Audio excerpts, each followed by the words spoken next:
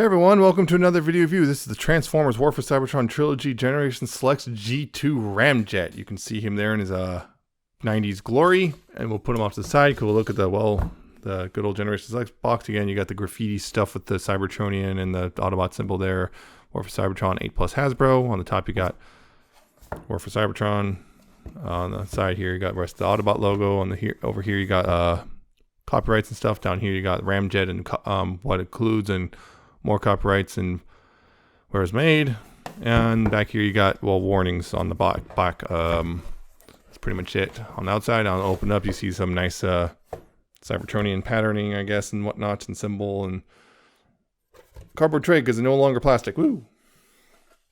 I approve of that move, by the way. It also comes with instructions, which are pretty simple. I mean, it's also the Seeker mold for Earthrise and everything. So, you know, if you have any of those, you pretty much have a good idea of what it's like. And yeah, it's Ramjet. Although the G2 incarnation, which means glorious 90s colors, of course, you got this nice purple and this real bright, like just teal colors. You got a purple canopy, it says Ramjet there on both sides of the canopy there. You got his Decepticon symbols, and then you got the black here and stuff. I mean, you got all this stuff chilling out, but that's kind of, again, you know what to expect at this point. No landing gear, but again, no Tamashii stage port, at least not here, or at least it would be here, except it's underneath all this, you know, it's right there. So you have to cheat a bit to get to it, and with the cone heads, unfortunately. So, yeah. It's a nice little jet, you know, it's got his kind of weird, his jet booster things out here, and the kind of weird looking wings, everything. He looks good. I like the color scheme on this. I didn't get the 2-pack of, the G1 Ramjet and Dirge. I didn't bother, and good thing I didn't because, well, it became a nightmare. I just think this looks good. I wasn't getting any of the cone heads or anything, but, well, kind of got convinced. Like, I just keep remembering Thrust looks good, and then I wanted this G2 version, so there we are. Got this nice little G2 version, and it looks great. You see the grab, everything. Compare them real quick with, the Earthrise Thrust, which, yeah. Of course I have, Skywarp Thundercracker as well, but yeah, gives you an idea of that anyway. I don't have any other versions of Ramjet. So there you go. Just like, yeah, pretty much all the cone heads, because they're extra knee pads, none of them can, sit flush on this. They kind of always tend to angle back. So anyway, transformation, probably. Unpeg the guns, which are, again, nice purple and black. You gotta unpeg those, and then take the wings here and untab those and move those up.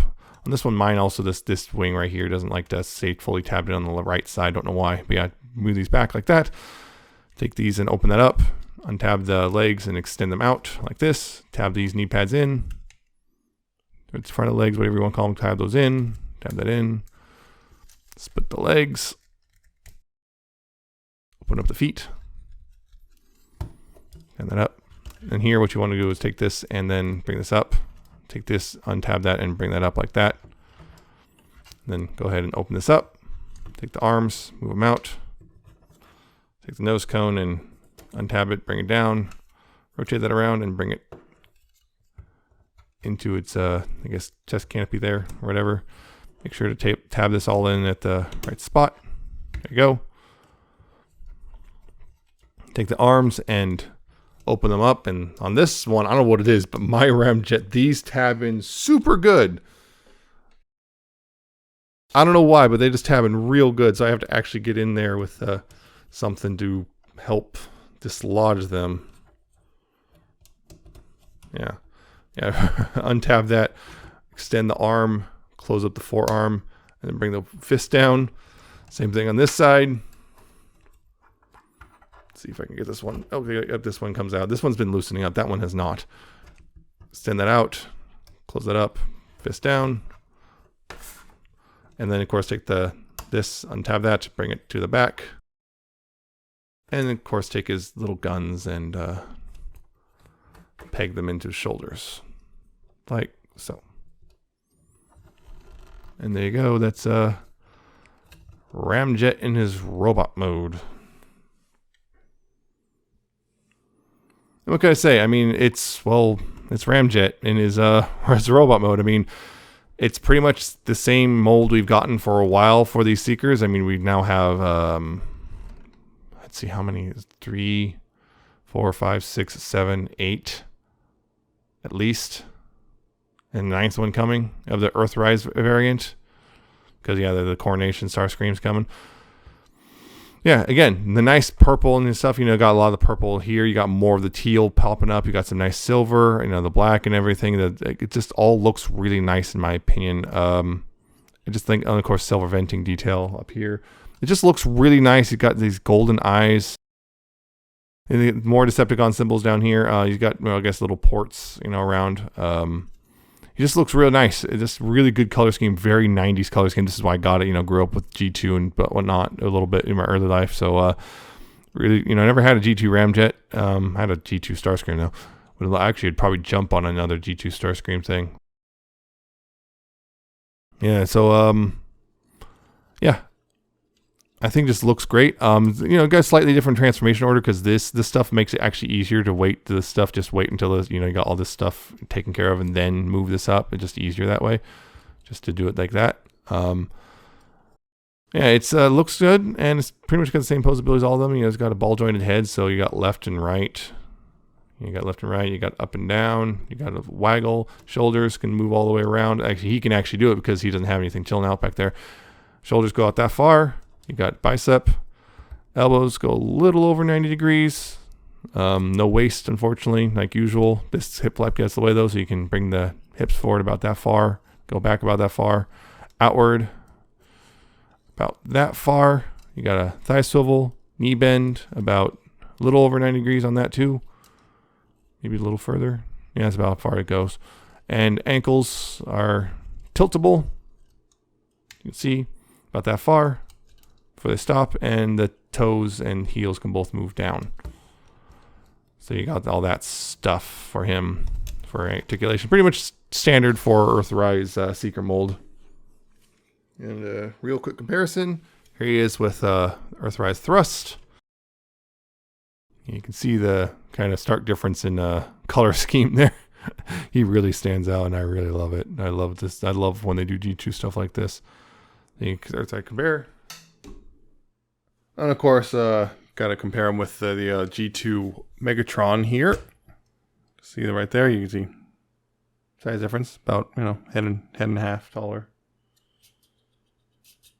So, yeah, that's a comparison right there. And of course, just for the sake of it, here he is with Earthrise Prime, just to give you an idea of, I guess, general size. Why is he standing weird? There you go.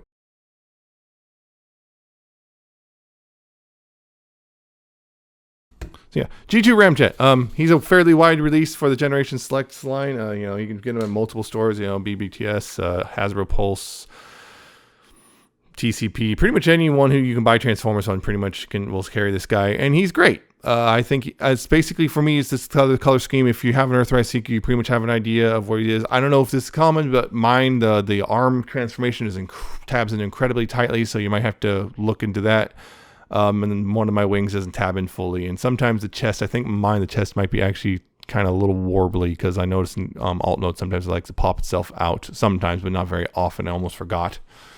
But yeah, pretty much it just looks great. I love this color scheme. If you love these 90s garish color schemes like I do, then you might want to go ahead and pick this guy up if you haven't already. I think it's a better version of this mold than the default or the Sandstorm version. And I think he's my favorite Seeker now just because of the color scheme. Just the color scheme, and just love purple in this. I just love how he looks, and well, him and Skywarp just pretty much, you know, because the purple dominance just look great in my opinion. So yeah, yeah, if you like this at all, basically, if you like the Seeker mold and you like these colors, go for it. It's that simple. He's I think a little more spendy. I think now because the price cut, I think it's like $35 now. So yeah, definitely worth it in my opinion.